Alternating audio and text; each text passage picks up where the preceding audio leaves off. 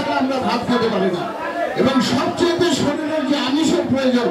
নওগাঁ শহরের বাইপাস চক পাথুরিয়া এলাকায় নতুন একটি পাইকারি মাছের আড়তের উদ্বোধন করা হয়েছে। আজ সোমবার সকাল 7টায় নওগাঁ বাইপাস বড় বাজার মৎস্য আড়ত সমিতির আয়োজনে এক আলোচনা সভা অনুষ্ঠিত হয়। আলোচনা সভায় প্রধান অতিথি ছিলেন জেলা মৎস্য অফিসার ফেরদৌস আলী। এই আড়তের ব্যবস্থাপনা করার জন্য এই সময় নওগাঁ পৌর মৎস্য ব্যবসায়ী সমিতির সভাপতি মতিউর রহমান বেগের সভাপতিত্বে বক্তব্য রাখেন সদর উপজেলা মৎস্য অফিসার ডক্টর মোহাম্মদ বায়েজিদ আলম, জেলা প্রেস ক্লাবের সভাপতি রায়হান আলম ও বিশিষ্ট ব্যবসায়ী আনিসুর রহমান সহ অন্যান্যরা।